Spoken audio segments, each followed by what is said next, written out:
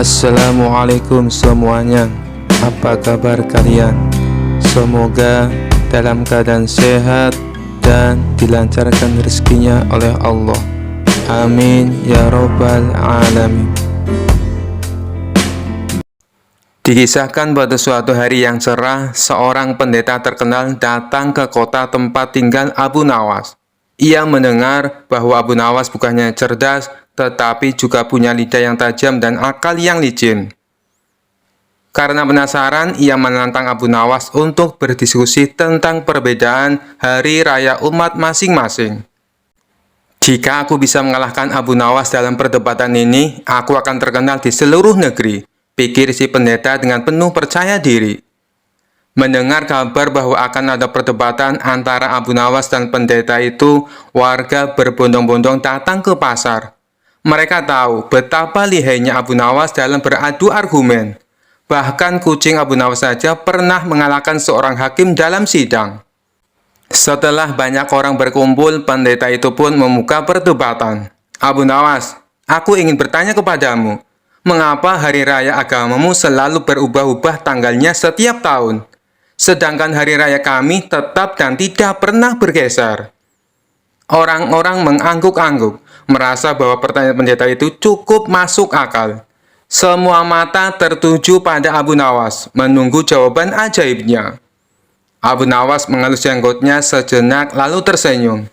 Wahai pendeta, sebelum aku menjawab pertanyaanmu, aku ingin bertanya dulu kepadamu. Apakah engkau memiliki kambing? Pendeta itu terkejut, tidak menyangka akan ditanya soal kambing. Tentu saja, aku punya kambing di rumah. Bagus, apakah kambingmu itu makan rumput? Ya, tentu saja, semua kambing makan rumput. Tetapi kalau kau beri dia roti, apakah dia mau memakannya? Pendeta itu mulai bingung, tetapi tetap menjawab. Tentu saja, kalau lapar, kambing akan makan apa saja, termasuk roti.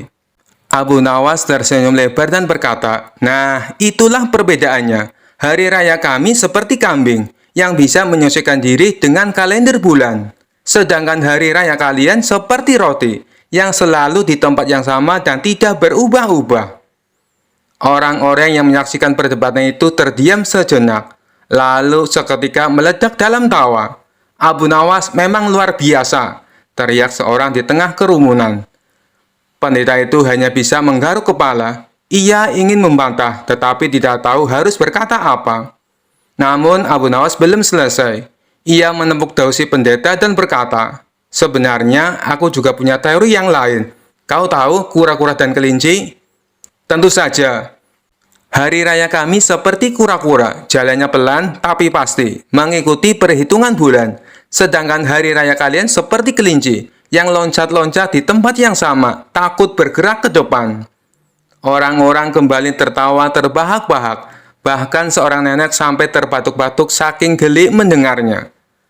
Pendeta itu tersenyum masam dan berkata, baiklah, aku mengakui kecerdasanmu Abu Nawas, tapi setidaknya hari raya kami lebih mudah diingat.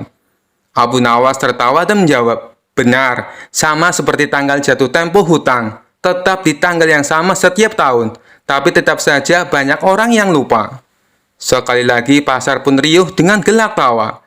Pendeta itu akhirnya menyerah, menyalami Abu Nawas, lalu pergi dengan kepala tertunduk. Sementara itu Abu Nawas pulang dengan bangga, merasa puas telah memenangkan perdebatan dengan cara yang unik. Kisah selanjutnya.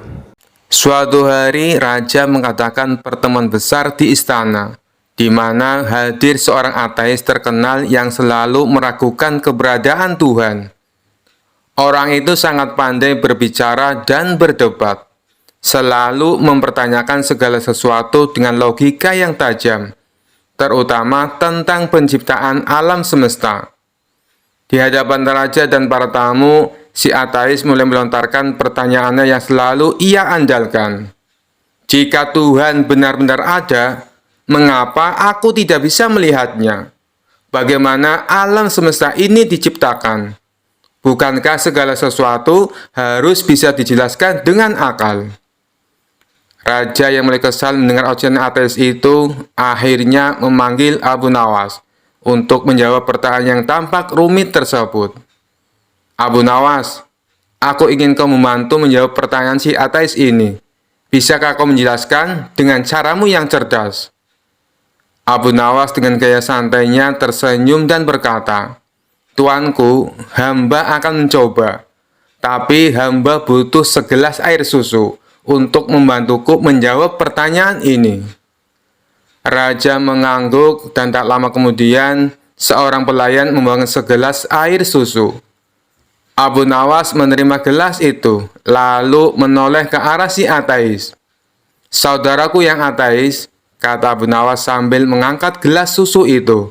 Katakan padaku, dari mana asal susu ini? Si ateis menjawab dengan mudah, susu berasal dari sapi, tentu saja.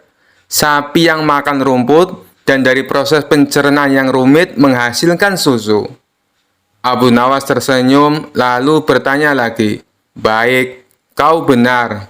Tapi apakah kau bisa menjelaskan mengapa susu yang keluar dari sapi ini berwarna putih, padahal yang dimakannya rumput hijau? Si ateis terkejut, tidak siap dengan pertanyaan seperti itu. Ia berpikir sejenak dan berkata, itu proses biologi. Ada reaksi kimia di dalam tubuh sapi yang mengubah rumput menjadi susu. Abu Nawas tersenyum lagi, lalu mengajukan pertanyaan terakhir. Jika semua ini hanya proses alami, bisa kau tunjukkan di mana letak keajaiban atau kebijaksanaan Tuhan dalam segelas susu ini? Si ateis mulai merasa tidak nyaman. Ia mencoba menjelaskan dengan kata-kata rumit, tetapi semakin panjang penjelasannya, semakin tak jelas ujungnya. Melihat si ateis mulai bingung, Abu Nawas kemudian berkata dengan tenang, Saudaraku, sesederhana segelas susu, kita tak sepenuhnya memahami semua proses yang terjadi. Kita tahu ada rumput hijau yang dimakan sapi, lalu keluar susu putih. Tetapi tak seorang pun bisa menjelaskan dengan sempurna bagaimana proses yang kompleks itu terjadi dengan sendirinya. Sama halnya dengan alam semesta ini. Kau mungkin tidak bisa melihat Tuhan dengan matamu, tapi bukti kebijaksanaannya ada di setiap proses di alam ini. Lalu Abu Nawas meminum segelas susu itu dan menambahkan, seperti segelas susu ini, kita tahu hasilnya, tetapi tidak semua proses di baliknya bisa kita lihat atau pahami. Hanya karena kau tak bisa melihat Tuhan, bukan berarti Dia tidak ada. Kau tidak bisa melihat bagaimana rumput berubah menjadi susu, tapi hasilnya nyata dan bisa kita nikmati. Si ateis terdiam, tidak bisa membantah lagi. Ia akhirnya sadar bahwa tidak semua hal bisa dijelaskan hanya dengan logika manusia. Raja tertawa puas dan para hadirin bertepuk tangan, mengagumi kecerdasan Abu Nawas dalam menjawab pertanyaan sulit dengan cara yang sederhana namun tepat. Abu Nawas, sekali lagi kau telah membuktikan kebijaksanaanmu, kata raja sambil tersenyum. Dengan segelas susu, kau telah menunjukkan kekuasaan Tuhan yang bahkan tidak bisa dilihat oleh orang yang paling pandai sekalipun. Kisah selanjutnya. Dikisahkan pada suatu hari, Abu Nawas sedang berjalan-jalan di pasar. Ia melihat sebuah kios kecil dengan papan bertuliskan tukang servis radio, dijamin beres, jika tidak uang kembali. Abu Nawas berhenti sejenak, membaca tulisan itu dengan seksama, lalu tersenyum lebar. Ia berpikir untuk menguji keahlian tukang servis tersebut. Abu Nawas pulang ke rumah dan mencari sesuatu. Ia menemukan sebuah kotak kayu tua yang bentuknya mirip radio. Dengan sedikit kreativitas, ia menambahkan beberapa tombol palsu dari kayu dan sebuah antena bengkok. Kotak itu kini terlihat seperti radio tua yang sudah rusak. Ia membawa radio itu ke kios tukang servis. Assalamualaikum, sapa Abu Nawas. Waalaikumsalam, Tuan. Silakan, ada yang perlu saya perbaiki? Jawab si tukang servis dengan ramah. Abu Nawas menyerahkan radio itu sambil berkata, radio ini sudah lama tidak menyala. Tolong perbaiki agar kembali berfungsi dengan baik. Tukang servis menerima radio itu, memperhatikan sebentar lalu bertanya, ini radio jenis apa ya? Kok kelihatannya unik sekali? Abu Nawas menjawab dengan serius, "Ini radio keluaran kuno, warisan nenek moyangku. Tetapi kalau kau berhasil memperbaikinya, aku akan memberimu bayaran ekstra." Tukang servis mulai membongkar radio tersebut. Ia memeriksa antena, tombol-tombol, dan bagian dalamnya. Namun semakin ia memeriksa, semakin bingung. Karena radio itu ternyata hanyalah kotak kayu kosong. "Tuan, ini bukan radio, ini hanya kotak kayu," seru tukang servis. Abu Nawas menggeleng sambil tersenyum. "Tidak mungkin, itu radio keluarga kami yang sangat berharga. Kalau kau bisa memperbaikinya, aku minta uangku kembali sesuai jaminan di papanmu." Tukang servis terdiam. Ia tak ingin kalah, lalu ia berkata, "Baiklah tuan, beri aku waktu 1 hari untuk memperbaiki radio ini." Keesokan harinya, Abu Nawas datang kembali. Tukang servis menyerahkan radio itu sambil berkata, "Ini sudah selesai tuan, saya berhasil memperbaikinya." Abu Nawas terkejut. "Bagaimana mungkin? Apa yang kau lakukan?" Tukang servis menjawab sambil tersenyum, "Saya memasang kembali semua komponen yang rusak, membersihkan antena, dan menyelaraskan tombol-tombolnya. Sekarang radio ini dalam kondisi terbaik." Abu Nawas memeriksa radio itu lalu berkata, "Tapi kenapa tidak ada suara apapun?" Tukang servis menjawab, "Karena radio ini jenis kuno tuan. Radio ini hanya menyala jika pemiliknya bernyanyi sendiri. Silakan coba." Abu Nawas tertawa terbahak-bahak. Ia mengakui kecerdikan tukang servis tersebut.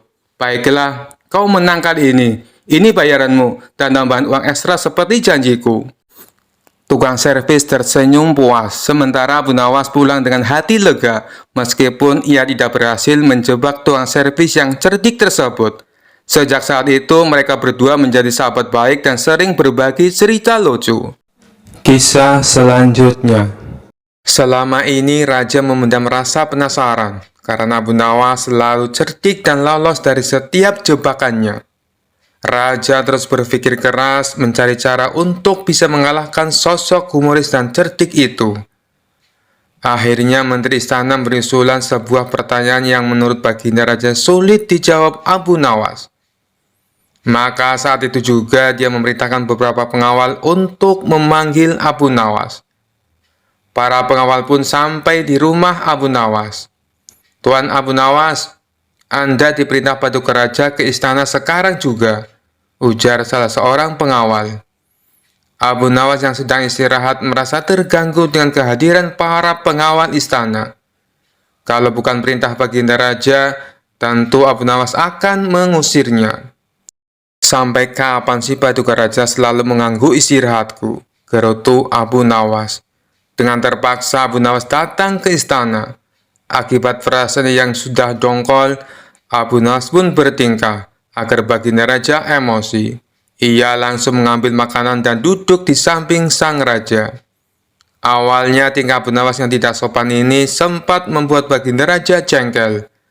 Tapi karena ada rencana untuk mempermalukan Abu Nawas, ia pun menahan emosinya. "Wahai Abu Nawas, aku ada tebakan untukmu. Apakah kau siap menjawabnya?" tanya Baginda Raja. "Tujuanku ke sini memang untuk menjawab tebakan Paduka Raja," jawab Abu Nawas dengan enteng. "Bagus, kalau kau bisa menjawab pertanyaanku, aku akan memberikanmu hadiah 1000 dinar, ucap Baginda Raja. "Tapi kalau kau tidak mampu menjawab, sebagai hukumannya, rambut kepalamu harus digundul, dan jenggotmu dipotong bersih. Lalu aku akan mengarakmu dengan keledai," sambung Baginda Raja. Seketika Abu Nawas pun terkejut, karena biasanya hukumannya akan diterima, yaitu penjara selama sebulan. "Baiklah Paduka Raja, tapi hamba tidak menginginkan uang," balas Abu Nawas. "Lalu apa yang kau inginkan?" tanya Baginda Raja lagi. "Hamba ingin Paduka Raja memerintahkan semut-semut itu jangan menggangguku," jawab Abu Nawas. Baginda Raja pun kaget dengan permintaan Abu Nawas. Sejenak dia berpikir bahwa semut-semut itu bukan rakyatnya, maka tidak akan mungkin terjadi. Bukankah Baginda seorang raja? Akan hebat seorang raja bila dapat memerintah semut, celetuk Abu Nawas. Rupanya Abu Nawas mengetahui apa yang dipikirkan oleh Paduka Raja. Bagaimana Paduka? Apakah Paduka bersedia? Terang Abu Nawas. Rasa takut pun menghampiri Baginda Raja. Ia takut Abu Nawas dapat menjawab tebakannya. Tetapi dirinya malu apabila tidak dapat memenuhi permintaan Abu Nawas. Abu Nawas berpikir Baginda Raja takut malu. Akhirnya bersedia menjawab pertanyaan dari Paduka Raja tanpa sebuah syarat apapun. Mendengar hal itu, Baginda Raja merasa tenang dan lega. Ia pun langsung mengajukan pertanyaan tebakan kepada Abu Nawas. Pohon apa yang berumur 1 tahun? Memiliki 12 cabang, setiap cabangnya terdiri dari 30 daun. Dan daun-daun tersebut sebagian menghadap ke arah cahaya, serta bagiannya lagi menghadap ke arah gelap, ujar Baginda Raja. Namanya saja Abu Nawas, pertanyaan sesulit apapun pasti akan dijawabnya. Pohon itu mewakili tahun, karena ada 12 bulan dalam 1 tahun, dan 30 hari dalam 1 bulan, di mana 30 hari tersebut terbagi menjadi siang dan malam, jawab Abu Nawas. Baginda Raja pun terkejut saat Abu Nawas menjawab tanpa berpikir lama. Namun ia tenang karena sebelumnya syarat yang diajukan oleh Abu Nawas sudah dicabut. Tapi rasanya tidak adil Abu Nawas, kalau aku tidak memberikanmu hadiah. Katakan Abu Nawas, apa yang kau inginkan? Kata Baginda Raja. Baiklah, hamba minta 500 dinar, dan selama 1 bulan, Paduka Raja tidak boleh mengganggu hamba, jawab Abu Nawas. Kisah selanjutnya. Dikisahkan suatu hari di istana Raja Harun al-Rasyid, suasana terasa hening, karena sang raja sedang memikirkan sesuatu yang cukup serius. Merasa penasaran, Abu Nawas mendekati raja dan bertanya, "Wahai Baginda, ada apa gerangan yang membuat Anda begitu murung hari ini?" Raja menghela nafas panjang dan berkata, "Abu Nawas, ada satu pertanyaan yang selama ini mengganggu pikiranku. Mengapa dalam sholat jenazah tidak ada ruku dan sujud?" Abu Nawas tersenyum dan menjawab, "Baginda, itu pertanyaan sangat menarik. Bolehkah saya menjawabnya dengan sebuah kisah?" Raja yang selalu menikmati kisah-kisah Abu Nawas segera mengangguk. "Tentu saja Abu Nawas, aku siap mendengarkan." Abu Nawas pun memulai kisahnya. Pada suatu hari, hiduplah seorang pria bernama Badrun yang sangat penasaran tentang segala hal, mirip dengan Baginda. Suatu hari, Badrun menghadiri sholat jenazah dan bertanya-tanya mengapa tidak ada ruku dan sujud dalam sholat tersebut. Setelah selesai sholat, Badrun memberanikan diri bertanya kepada seorang ulama, "Wahai ulama, mengapa dalam sholat jenazah tidak ada ruku dan sujud?" Ulama itu tersenyum dan menjawab, "Anakku, sholat jenazah adalah sholat yang dilakukan untuk mendoakan orang yang telah meninggal.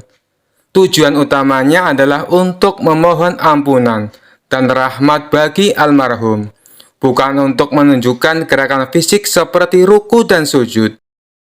Namun Badrun yang terkenal dengan rasa ingin tahu yang tinggi tidak puas dengan jawaban tersebut.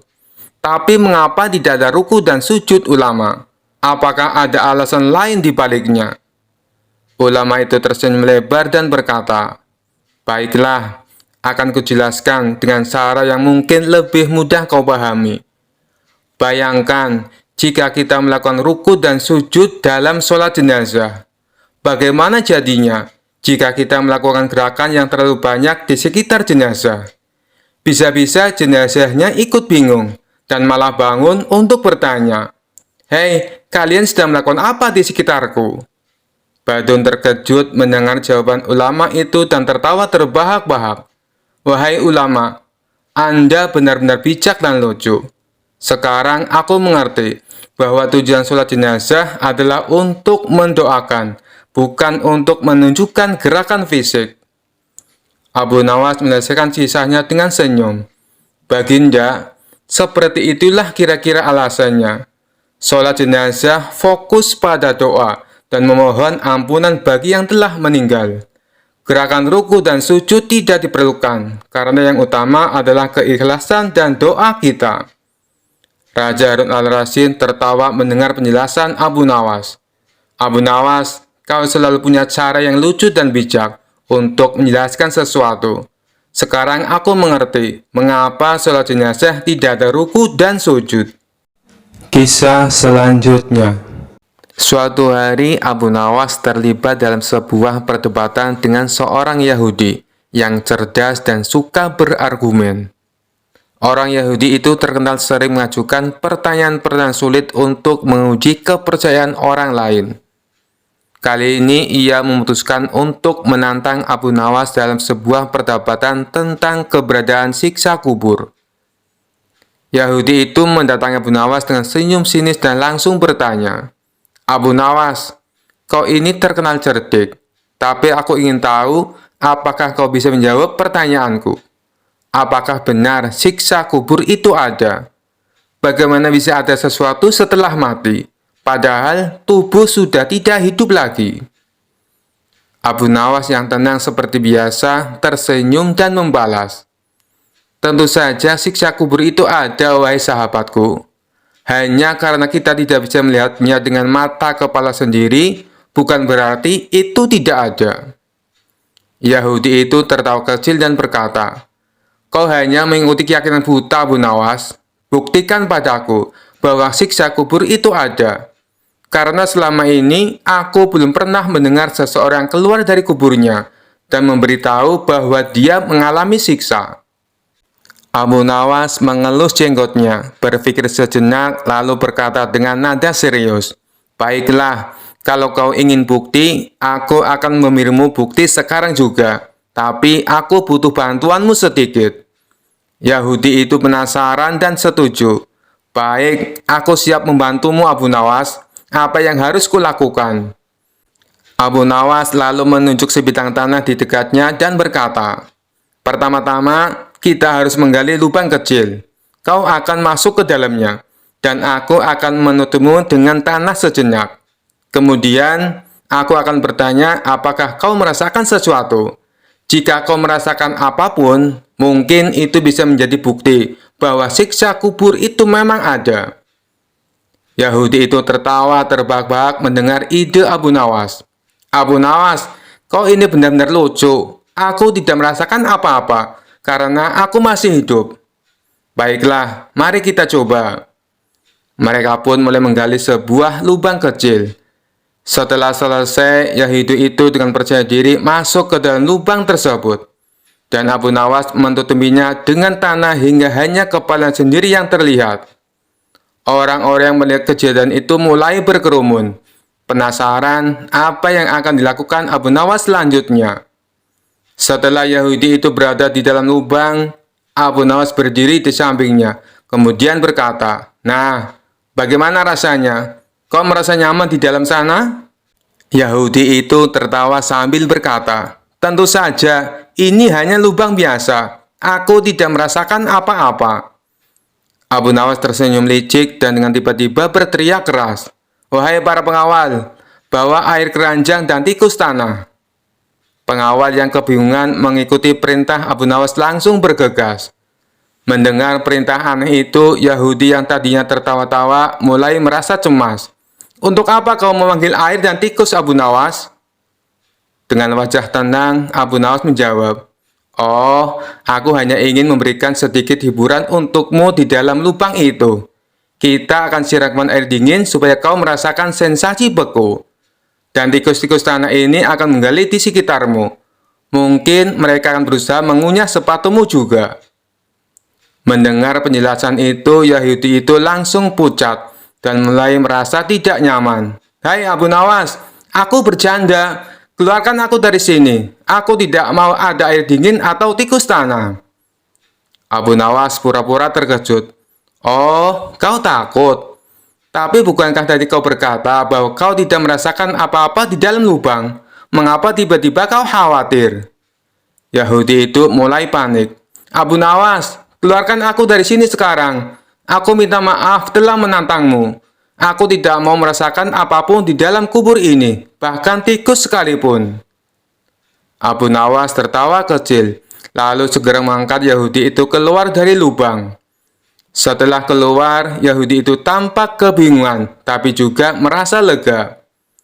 Abu Nawas menepuk bahu Yahudi itu sambil berkata, "Kau lihat sahabatku, bahkan di lubang kecil itu, ketika aku menyebutkan tentang siksa kecil seperti air dingin dan tikus, kau sudah mulai takut. Padahal itu bukan siksa kubur yang sebenarnya. Bayangkan jika kau berada di dalam kubur yang sesungguhnya dan merasakan siksa yang tidak bisa kau bayangkan." Yahudi itu terdiam, merenungi kata-kata Abu Nawas. Ia akhirnya menyadari bahwa ada banyak hal yang tidak bisa dijelaskan dengan logika sederhana. Dan rasa takut yang ia alami tadi menjadi bukti bahwa sesuatu yang tak terlihat memang bisa nyata adanya. "Baiklah Abu Nawas," kata Yahudi itu dengan wajah serius. "Kau menang kali ini. Aku belajar satu hal penting hari ini. Kadang sesuatu yang tidak terlihat justru lebih menakutkan daripada yang bisa kita lihat." Abu Nawas tersenyum dan menjawab, "Betul sekali sahabatku, bukan hanya mata yang menjadi saksi kebenaran, tapi juga hati dan perasaan. Semoga kau mendapatkan pelajaran dari pengalaman ini." Kisah selanjutnya. Abu Nawas memanglah bukan orang kaya raya. Lebih tepatnya, ia hanya keluarga yang sangat sederhana. Namun, untuk memenuhi kebutuhan pokoknya sehari-hari, bisa dikatakan sangat tercukupi. Tapi kalau untuk kebutuhan mewah, Abu Nawas belum bisa terpenuhi. Ia tidak mempunyai barang mewah dan makanan mewah di rumahnya. Semua serba cukup dalam kadar yang sederhana. Namun, nasib apes menimpa Abu Nawas. Tidak ada hujan, tidak ada angin, sang istri tiba-tiba minta dibelikan kalung. Hal ini membuat Abu Nawas pusing 7 keliling. Bagaimana mungkin bisa ia penuhi keinginan istrinya? Untuk membeli makanan mewah saja ia tidak mampu, apalagi membelikan perhiasan kalung. "Wahai istriku, maafkan saya sayang, tidak mungkin bisa menyanggupi keinginanmu. Kan kamu tahu sendiri, kita adalah keluarga sederhana yang hidupnya hanya pas-pasan," tutur Abu Nawas dengan lemah lembut. Namun keputusan Abu Nawas ini ternyata membuat istrinya tidak terima, karena ia sangat menginginkan perhiasan kalung. Bahkan selama ini istri Abu Nawas merasa tidak pernah menuntut apapun, tidak pernah meminta yang macam-macam. Ia ingin satu kali ini saja permintaannya dituruti. Entah bagaimana caranya, pokoknya ia ingin dibelikan kalung. Tapi lagi-lagi Abu Nawas tidak berani mengiyakan. Ia hanya meminta istrinya supaya selalu bersyukur dengan apa yang ada.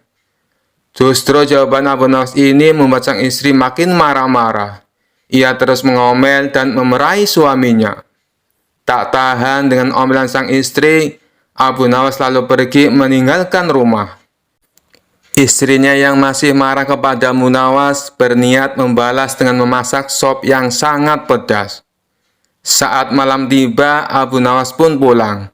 Sang istri berpura-pura tersenyum hangat menyambut kedatangannya. Kemudian Abu Nawas diajaknya duduk di meja makan. Sang istri menghidangkan sop yang pedas tersebut.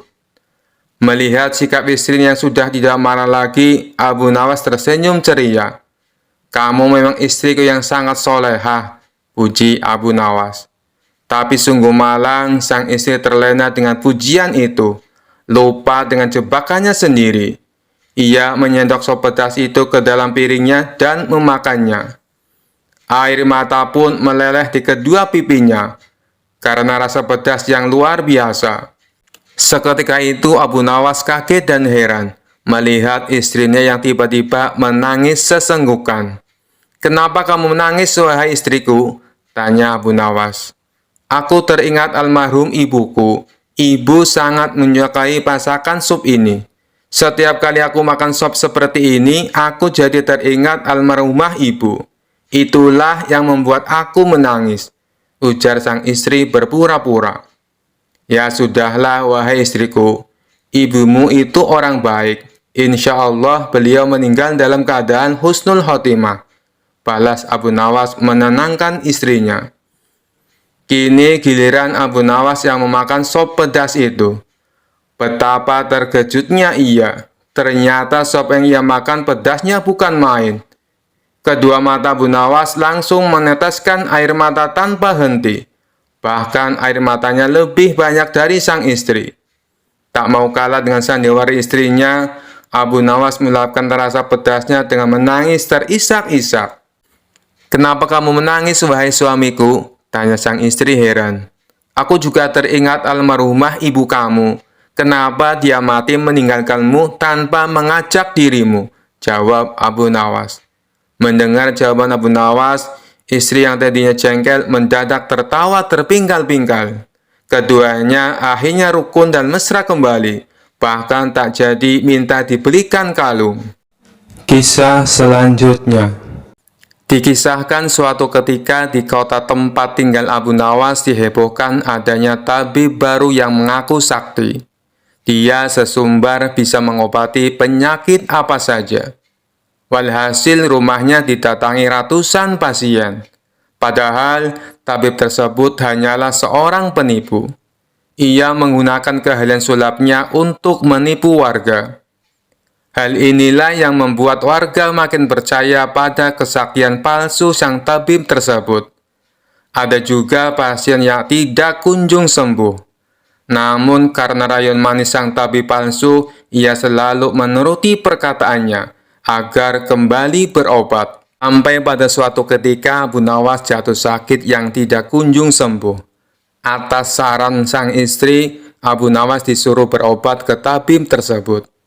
Kala itu Abu Nawas belum tahu kalau sang tabib tersebut adalah seorang penipu. Ia pun menuruti saran sang istri. Namun sudah 3 kali berobat, sakit Abu Nawas tidak kunjung sembuh. Padahal sekali berobat bayarnya 100 dinar. Dan Abu Nawas sudah menghabiskan 300 dinar, tanpa ada sedikit pun tanda-tanda kesembuhan pada dirinya. Akibatnya Abu Nawas mulai curiga jangan-jangan tabib itu seorang penipu. Seiring berjalannya waktu, Abu Nawas pun sudah sehat seperti sedia kala. Lalu terbesit dalam benaknya untuk mengerjai tabib palsu tersebut. "Aku harus mendapatkan 300 dinarku. Tapi bagaimana caranya ya?" tanya Abu Nawas dalam hati. Setelah lama berpikir, akhirnya Abu Nawas menemukan ide cemerlang. Keesok harinya, dia membuka praktek pengobatan di depan rumahnya. Lengkap dipasang papan yang bertuliskan, "Sembuh bayar 100 dinar, kalau tidak sembuh, uang kembali 1000 dinar." Para pasien yang rencananya berobat ke tabib palsu mendadak memilih datang ke rumah Abu Nawas. Rumah Abu Nawas pun penuh sesak oleh pasien. Entah karena kebetulan atau bagaimana, hampir semua pasien yang diobati berhasil disembuhkan. Sementara di rumah tabib palsu terlihat sepi, tidak ada seorang pasien pun yang datang. "Hari ini kenapa sepi sekali?" tanya sang tabib dalam hati. Selang beberapa lama datanglah asistennya dan mengabarkan berita tentang klinik Abu Nawas. "Tuan, Abu Nawas sekarang buka praktek pengobatan," kata asistennya melaporkan. "Benarkah?" tanya sang tabib. "Benar, Tuan. Di rumah Abu Nawas ramai sekali pasien datang. Itulah kenapa hari ini di rumah Tuan sepi pasien," jawab asistennya. Mendengar kabar itu, sang tabib tertawa mengejek. "Memangnya Abu Nawas sakti? Menyembuhkan dirinya saja tidak bisa," balas sang tabib dengan terus tertawa. "Bukan masalah sakti atau tidaknya, Tuan. Tapi di depan rumah Abu Nawas terpajang papan yang bertuliskan sembuh bayar 100 dinar. Kalau tidak sembuh, uang kembali 1000 dinar, ujar sang asisten. "Oh, pantas. Aku hari ini sepi pasien. Tapi apa memang benar begitu?" tanya sang tabib penasaran. "Saya lihat sendiri, Tuan. Tapi anehnya, pasien yang berobat ke Abu Nawas hampir semuanya sembuh dari penyakitnya," jawab sang asisten. Mendengar penuturan asistennya, muncul sifat asli tabib palsu. Ia berencana menipu Abu Nawas. Beberapa hari ke depan untuk sementara kita tutup dulu. Biarlah Abu Nawas yang membuka praktek pengobatan, ucap sang tabib kepada asistennya. Memangnya kenapa tuan? Tanya asistennya penasaran. Aku punya rencana untuk menipu Abu Nawas. Aku pasti akan mendapatkan 1000 dinar. Jawab tabib palsu itu. Tapi bagaimana caranya? Tanya sang asisten bertambah penasaran. Begini, aku akan berobat ke tempat Abu Nawas. Aku akan berpura-pura sakit pada indera perasa lidahku. Kalau ditanya sembuh atau tidak, tentu saja aku akan mengatakan tidak. Karena yang tahu sembuh atau tidaknya kan hanya aku, paparnya. Dengan begitu, aku bisa dapat dengan mudah mendapatkan 1000 dinar, kata sang tabib menjelaskan. Singkat cerita, datanglah tabib palsu itu ke rumah Abu Nawas. Hai Abu Nawas, aku ingin berobat kepadamu, kata sang tabib. Bukankah kau seorang tabib? Kenapa malah berobat kemari? Tanya Abu Nawas. Iya benar, tapi di tempatku tidak ada obatnya, makanya aku datang ke sini, jawab sang tabib.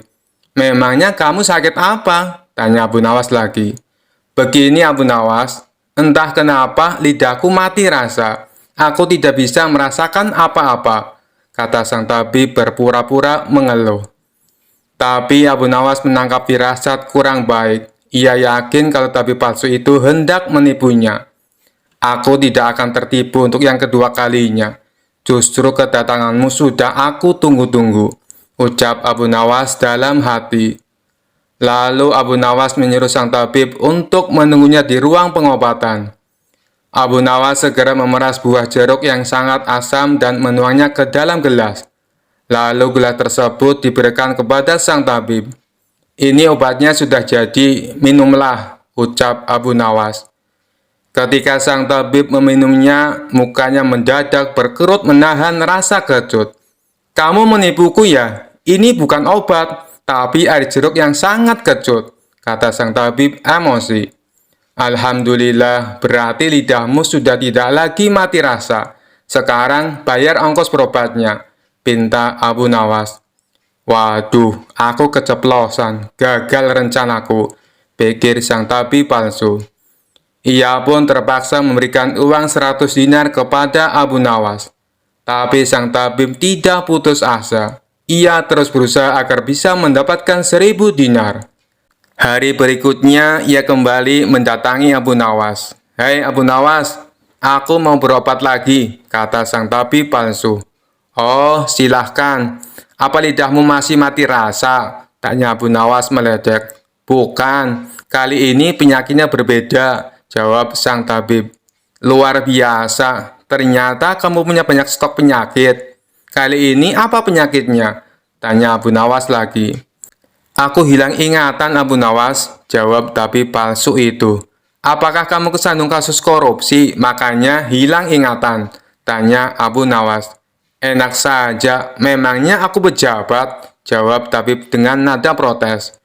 Baiklah, kamu tunggu di sini sebentar, aku akan mengambilkan obatnya, ucap Abu Nawas. Tidak berapa lama, Abu Nawas kembali menemui sang tabib palsu. Ini obatnya, silakan diminum, kata Abu Nawas sambil memberikan gelasnya. Aku tidak mau minumnya Abu Nawas, ujar sang tabib. Loh, memangnya kenapa? Katanya pengen sembuh, ucap Abu Nawas. Ini kan perasaan air jeruk seperti kemarin. Aku tidak mau, kata sang tabib menolak. Alhamdulillah, tanpa meminumnya pun kamu sudah sembuh. Sini, bayar 100 dinar, pinta Abu Nawas lagi. Sudah sembuh? Sembuh apanya? Kamu jangan mengada-ada Abu Nawas, protes sang tabib. Buktinya, kamu masih ingat dengan obat yang kemarin aku berikan itu. Berarti sakit hilang ingatanmu sudah sembuh, jelas Abu Nawas. Untuk kedua kalinya, rencana sang tabib palsu mengalami kegagalan. Mau tidak mau, ia harus memberikan uang kepada Abu Nawas. Kurang ajar, ternyata Abu Nawas tidak sebodoh yang aku kira, pikir sang tabib. Tidak terima dengan dua kegagalan yang dialami, Tabib palsu itu berpikir keras untuk mengalahkan Abu Nawas. Setelah merenung agak lama, akhirnya ia mendapatkan sebuah ide. Aku pasti berhasil, ungkap tabib merasa yakin. Kali ini ia berpura-pura buta. Si tabib berjalan ke rumah Abu Nawas dengan bantuan tongkat di tangannya. Setelah tiba, Abu Nawas sempat kaget dengan penuh rasa iba. Abu Nawas bertanya kepada sang tabib, "Apa yang menimpamu dan mengapa kamu bisa seperti ini?" Si tabib palsu menjawab, "Tolonglah aku Abu Nawas, mataku tiba-tiba buta, sembuhkanlah aku," terangnya. Tabib itu kemudian dipersilakan masuk dan duduk di ruang pengobatan. Setelah mengamatinya dengan seksama, Abu Nawas akhirnya menyadari bahwa itu adalah tipuan. Namun Abu Nawas tidak pernah kehilangan akal. Ia punya cara lain untuk menghadapinya. "Sepertinya penyakit kebutaanmu sudah sangat parah.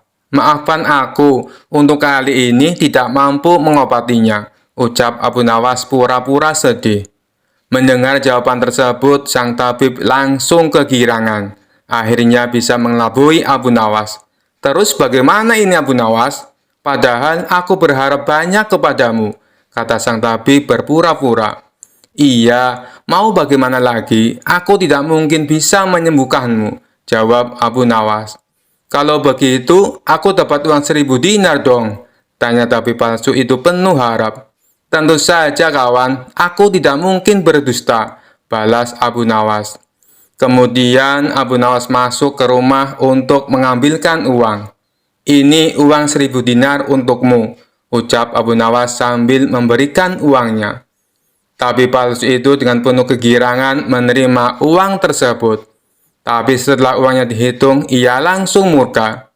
"Hai Abu Nawas, kenapa hanya 10 dinar?" tegas sang tabib palsu dengan emosi. "Dari mana kamu tahu kalau jumlahnya hanya 10 dinar?" tanya balik Abu Nawas. "Uangnya memang ada 10, tapi pecahan 1 dinar, bukan 100 dinar. Memangnya aku buta, Pak?" balas tabib tambah emosi. "Alhamdulillah, sekarang kamu sudah sembuh," kata Abu Nawas sambil mengambil kembali uangnya. "Maksudmu apa, Abu Nawas? Kenapa uangnya diambil lagi?" tanya si tabib kebingungan. "Loh, kamu kan sudah sembuh. Sini bayar 100 dinar, pinta Abu Nawas. "Sembuh apanya? Kamu jangan mengada-ada, Abu Nawas," protes si tabib palsu. "Bukankah kamu kesini katanya mengalami kebutaan? Tapi kamu bisa membedakan mana pecahan 1 dinar dan mana pecahan 100 dinar. Berarti matamu sudah bisa melihat," jelas Abu Nawas. Tabib palsu itu tidak bisa berkata apa-apa. Ia pun terpaksa memberikan uang 100 dinar kepada Abu Nawas dan pergi dengan perasaan kecewa. "Aku kapok berurusan dengan Abu Nawas," ucap si tabib palsu. Sementara Abu Nawas berhasil mendapatkan kembali 300 dinarnya yang pernah diberikan kepada sang tabib. Kisah selanjutnya. Dikisahkan suatu malam yang sunyi, Abu Nawas sedang duduk di rumahnya sambil membaca buku dengan tenang. Tiba-tiba angin dingin berhembus masuk ke dalam rumah, dan sekejap ruangan itu berubah menjadi gelap gulita. Ketika Abu Nawas mencoba mencari lilin, sebuah suara berat dan menggelegar terdengar dari sudut ruangan. "Abu Nawas, aku datang untuk bertamu." Abu Nawas yang sebenarnya cukup terbiasa dengan hal-hal aneh, tetap tenang dan menyalakan lilin. Di hadapannya berdirilah sosok jin tinggi besar dengan wajah menyeramkan dan mata menyala merah. "Oh, tamu dari dunia lain. Apa keperluanmu datang ke rumahku di tengah malam begini?" tanya Abu Nawas dengan santai sambil menyeruput tehnya. Jin itu terkejut melihat Abu Nawas tidak takut. "Aku datang karena mendengar kau adalah manusia paling cerdas di negeri ini. Aku ingin menguji kecerdasanmu." Abu Nawas tersenyum kecil. "Baiklah, silakan uji aku. Tapi sebelum itu, tamu harus menghormati tuan rumah. Duduklah dulu, kita minum teh bersama." Jin itu meskipun merasa aneh, akhirnya menurut. Ia duduk, tapi karena tubuhnya terlalu besar, kursi yang didudukinya langsung hancur. Abu Nawas tertawa kecil. "Maaf, kursiku bukan untuk jin. Mungkin kau lebih nyaman duduk di lantai," kata Abu Nawas dengan nada bercanda. Setelah duduk di lantai, jin itu berkata, Abu Nawas, aku akan memberikanmu 3 pertanyaan. Jika kau bisa menjawab semuanya, aku akan memberimu hadiah. Tapi jika kau gagal, aku akan mengambil jiwamu. Abu Nawas mengangguk santai. Baiklah, aku siap. Apa pertanyaan pertamamu? Jin itu berpikir sejenak, lalu bertanya, apa yang lebih cepat dari angin? Abu Nawas tersenyum, kemudian menjawab, pikiran. Pikiran bisa pergi kemana saja dalam sekejap, bahkan lebih cepat dari angin. Jin itu mengangguk terkesan. Jawabanmu benar. Sekarang pertanyaan kedua. Apa yang lebih berat dari gunung? Tanpa ragu, Abu Nawas menjawab, tanggung jawab. Tanggung jawab bisa sangat berat hingga membuat orang merasa tertekan lebih dari beban gunung. Jin itu mulai khawatir. Ia menyadari bahwa Abu Nawas benar-benar pintar.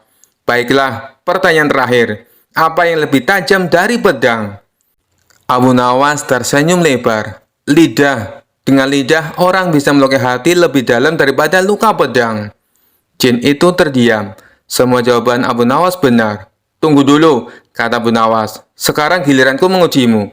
Jika kau gagal menjawab, kau harus memberiku hadiah. Jin itu yang merasa percaya diri setuju. Baiklah, tanyakan apa saja. Abu Nawas bertanya, apa yang ada di hadapanmu tapi tak bisa kau lihat? Jin itu berpikir keras tapi tidak menemukan jawaban. Ia akhirnya menyerah. Apa jawabannya? Abu Nawas tertawa. Udara. Udara ada di hadapan kita tapi tak terlihat. Jin itu kesal tapi tidak bisa menyangkal. Sesuai perjanjian, ia memberikan Abu Nawas sekantong emas sebagai hadiah. Abu Nawas, kau memang manusia cerdas dan licik. Tapi aku akan kembali suatu hari nanti, kata jin itu sambil menghilang. Kisah selanjutnya. Pada suatu hari, raja mendengar bahwa ada seorang ulama besar di negeri seberang yang melakukan tapa atau bertapa dengan cara merendam diri di sungai. Raja sangat terkesan dan penasaran, lalu memanggil Abu Nawas ke istana. Abu Nawas, kata raja, aku dengar ulama besar di negeri seberang melakukan tapa rendam di sungai selama berhari-hari untuk mendapatkan pencerahan. Aku ingin kau melakukan hal yang sama. Tunjukkan bahwa kau juga mampu bertapa seperti itu. Abu Nawas yang terkenal cerdik tentu saja merasa ini adalah perintah yang aneh dan berat. Namun ia tidak mungkin menolak perintah raja. Ia berpikir sejenak, lalu tersenyum dan berkata, baik, tuanku, hamba akan melaksanakan perintah tuanku dengan penuh dedikasi. Hamba akan melakukan tapa rendam di kali besok pagi. Keesokan harinya, Abu Nawas pergi ke sungai, ditemani oleh para pengawal raja yang ingin memastikan bahwa ia benar-benar melakukan tapa rendam. Namun seperti biasa, Abu Nawas sudah menyiapkan rencananya yang cerdik. Sampai di sungai, Abu Nawas mulai bersiap-siap. Ia mengambil sepotong tikar dan membawa makanan ringan serta minuman hangat. Pengawal yang melihat itu kebingungan dan bertanya, apa yang kau lakukan, Abu Nawas? Bukankah kau harus berendam di sungai? Abu Nawas dengan tenang menjawab, tenang saja, aku tahu apa yang kulakukan. Lalu dengan gerakan dramatis, Abu Nawas menggulung celana hingga lutut, berjalan ke tepi sungai, dan duduk di atas batu yang berada tepat di tepi sungai. Air sungai hanya menyentuh sedikit kakinya, dan ia duduk santai di sana sambil meminum teh hangat dan makan cemilan. Pengawal pun terkejut. Abu Nawas, ini bukan tapa rendam. Kau harus masuk ke dalam air, bukan duduk santai di tepi sungai. Abu Nawas tersenyum tenang dan menjawab, kalian tidak mengerti esensi dari tapa rendam. Yang penting adalah hatiku yang tenggelam dalam kedalaman makna, bukan tubuhku. Jika hati sudah meresapi air sungai, seluruh jiwa dan tubuhku sudah berendam di dalamnya. Pengawal pun bingung mendengar penjelasan aneh itu. Tapi mereka tak bisa membantah logika licik Abu Nawas. Setelah beberapa jam duduk santai, Abu Nawas kemudian pulang ke istana dan melapor kepada raja. Tuanku, hamba sudah melaksanakan tapa rendam seperti yang diperintahkan. Raja yang penasaran bertanya, "Bagaimana perasaanmu setelah bertapa, Abu Nawas?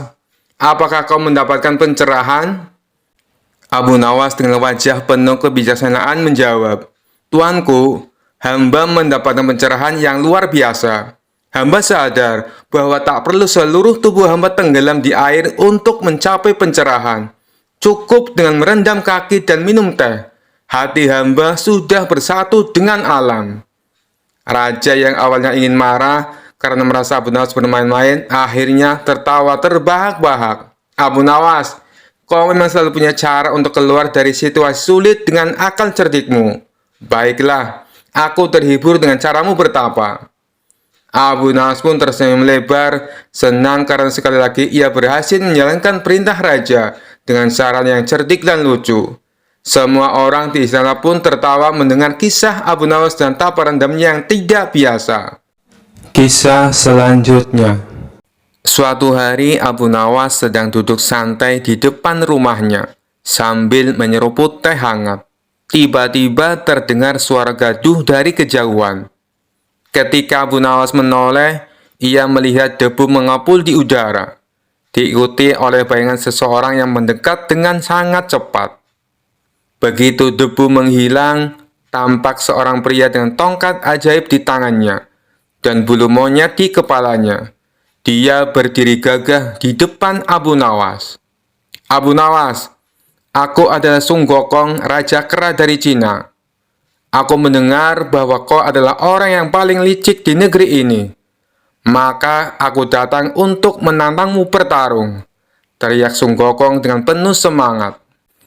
Abu Nawas yang masih dalam mode santai hanya menghela nafas. "Aduh, pagi-pagi kok sudah ada tantangan bertarung. Apa tidak ada hal lain yang lebih damai untuk dilakukan?" Namun Sung Gokong tampak tak sabar. Dia memutar tongkatnya lalu berkata, "Kau tidak bisa mengelak, Abu Nawas. Kau harus menerima tantanganku atau kehilangan kehormatanmu." Abu Nawas berpikir cepat. Melawan Raja Kera yang sakti dan bisa terbang, ini jelas tidak seimbang. Tapi Abu Nawas adalah orang yang dikenal selalu punya akal licik untuk menghadapi situasi sulit. Maka dengan senyum liciknya ia berkata, "Baiklah Sung Gokong, aku akan melawanmu tapi aku punya syarat." Sung Gokong menatap penasaran. "Apa syaratnya?" Abu Nawas menjawab dengan tenang, "Kita akan bertarung di sebuah medan yang tak pernah kau lihat sebelumnya. Aku tahu kau hebat di udara, di tanah, dan bahkan di air. Tapi aku ingin melihat apakah kau bisa menang di tempat yang lebih sulit." Sung Gokong tertawa meremehkan. "Tempat apapun, aku pasti bisa mengalahkanmu, Abu Nawas." Abu Nawas tersenyum. "Baiklah, ikutlah aku ke medan pertarungan kita." Abu Nawas lalu membawa Sung Gokong ke sebuah lapangan yang luas, yang dipenuhi oleh kasur empuk dan guling-guling besar. Sung Gokong mengerutkan kening dan bingung. "Tempat apa ini?" tanya Sung Gokong. "Ini adalah medan pertarungan kita, Sung Gokong," kata Abu Nawas dengan penuh percaya diri. "Pertarungan kita bukan soal kekuatan, tapi soal bertahan. Kita akan bertarung di sini dengan satu aturan. Siapa yang tertidur dulu, dialah pemenangnya." Sung Gokong yang terkenal selalu aktif dan lincah merasa heran. "Tertidur? Itu konyol. Aku tak pernah tidur, apalagi dalam situasi bertarung." Abu Nawas tersenyum lebar. "Nah, itulah tantangannya. Kau tak hanya harus menang, tapi juga melawan rasa kantuk. Siapa yang pertama tidur, dialah pemenangnya." Sung Gokong tertawa keras, meremehkan tantangan itu. "Baiklah, kalau begitu kita mulai sekarang." Mereka berdua pun berbaring di atas kasur empuk yang besar. Tak sampai 10 menit, Sung Gokong yang tak terbiasa diam dalam posisi nyaman mulai gelisah. Matanya berkedip-kedip. Tubuhnya merasa rileks di atas kasur empuk, dan tanpa sadar, dia tertidur lelap. Abu Nawas yang sudah biasa bersantai dengan liciknya menunggu sampai Sung Gokong tertidur. Lalu dengan santai berdiri dan berjalan pulang, meninggalkan Sung Gokong yang mendengkur di lapangan kasur. Esok paginya, Sung Gokong terbangun dengan terkejut. Melihat Abu Nawas sudah tak ada di sana. Ia sadar bahwa ia telah kalah dalam tantangan yang sederhana namun sangat cerdik. Sung Gokong menggaruk-garuk kepalanya sambil bergumam. Aku mungkin kuat, tapi otak Abu Nawas benar-benar sulit dikalahkan. Dan dengan itu Abu Nawas kembali memenangkan pertarungan. Kali ini melawan Raja Kera dari Cina, tanpa harus mengangkat satu senjata pun. Kisah selanjutnya. Dikisahkan suatu hari Abu Nawas berjalan santai di pasar. Hari itu ia mengenakan pakaian sederhana, tetapi kecerdasan dan aura percaya dirinya membuat orang-orang selalu memperhatikannya. Di sebuah sudut pasar, Abu Nawas mendengar sekelompok wanita berbicara sambil tertawa cekikikan. Kalau saja aku bisa bertemu pria yang cerdas dan humoris, aku pasti akan langsung jatuh cinta, kata salah satu dari mereka. Abu Nawas tersenyum kecil mendengar hal itu. Ia pun berpikir untuk sedikit menghibur mereka dengan kecerdasannya. Abu Nawas mendekati para wanita itu dan dengan sopan berkata, "Maaf, aku mendengar pembicaraan kalian. Apa aku boleh bertanya, apakah kalian lebih suka pria yang tampan atau yang cerdas?" Salah satu wanita menjawab sambil tersenyum, "Tentu saja pria yang cerdas lebih menarik. Tapi kenapa kau bertanya begitu, Tuan?" Abu Nawas mengangkat alisnya berpura-pura serius. "Kalau begitu, aku akan membuktikan kecerdasanku. Jika aku bisa membuat kalian semua kagum, aku minta satu permintaan." Para wanita itu penasaran. "Baik, kalau kau berhasil, kami akan memenuhi permintaanmu. Tapi bagaimana caramu membuktikan kecerdasanmu?" Abu Nawas mengambil 3 buah batu dari tanah dan berkata, "Lihat batu ini. Aku akan membuatnya berubah menjadi perhiasan hanya dengan kata-kata." Para wanita tertawa kecil. "Mana mungkin batu berubah menjadi perhiasan? Jangan bercanda, Abu Nawas." Abu Nawas tersenyum penuh percaya diri. Ia memegang satu bata dan berkata keras, "Wahai batu, berubah menjadi berlian." Ia lalu melemparkan batu itu ke semak-semak. Setelah beberapa detik, ia berpura-pura terkejut. "Astagfirullah, aku lupa. Mantra ini hanya berhasil jika ada seorang wanita cantik yang membantuku memungutnya." Para wanita saling berpandangan. Lalu salah satu dari mereka berkata, "Aku akan memungutnya." Wanita itu berlari ke semak-semak dan menemukan batu yang sama. Ketika ia kembali, Abu Nawas berkata, "Lihatlah, batu itu berubah menjadi berlian di matamu, karena kau adalah wanita yang cantik dan berhati mulia." Semua wanita terdiam, lalu tertawa terbahak-bahak. "Kau benar-benar cerdas, Abu Nawas, tapi kau belum membuat kami kagum sepenuhnya." Abu Nawas tersenyum, ia memegang 2 batu lainnya dan berkata, "Kalau begitu, aku akan membuat kalian semua bahagia dengan cara sederhana ini. Bayangkan saja, setiap batu ini adalah hadiah kecil dariku. Apa kalian mau menerimanya?" Para wanita yang sudah terpesona oleh kecerdasan dan sikap ramahnya langsung mengangguk. "Kami mau, Abu Nawas. Kau memang pria yang berbeda dari yang lain." Dengan kecerdasannya, Abu Nawas berhasil membuat para wanita di pasar tergila-gila bukan karena wajah tampan atau kekayaan, tetapi karena kelucuan dan keunikannya. Hari itu, pasar ramai dengan cerita tentang Abu Nawas, si pria cerdas yang tahu cara mencuri hati semua orang tanpa perlu mencoba terlalu keras. Kisah selanjutnya. Pada suatu hari, raja sedang gelisah di istana. Ia merasa bosan dengan kehidupan istana yang serba monoton.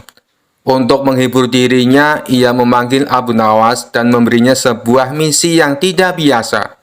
"Abu Nawas," kata raja, "aku mendengar ada sebuah tongkat ajaib yang bisa mengabulkan permintaan apa saja. Aku ingin kau mencarinya dan membawanya ke sini. Kalau kau gagal, aku akan memerintahkan pengawal untuk menghukummu." Abu Nawas yang terkenal licik dan penuh akal tersenyum kecil. "Baginda, apakah Anda yakin tongkat seperti itu ada?" "Tentu saja ada," seru raja. "Aku mendengar cerita itu dari seorang pengembara. Jadi, pergilah dan jangan kembali tanpa tongkat itu." Abu Nawas pun pergi ke pasar, berpura-pura mencari tongkat ajaib. Ia bertanya kepada para pedagang, pengrajin, hingga pengemis. Tentu saja tidak ada yang tahu apa itu tongkat ajaib.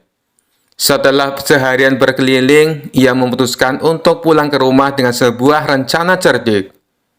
Keesokan harinya, Abu Nawas kembali ke istana membawa sebuah tongkat kayu biasa yang ia temukan di pinggir sungai.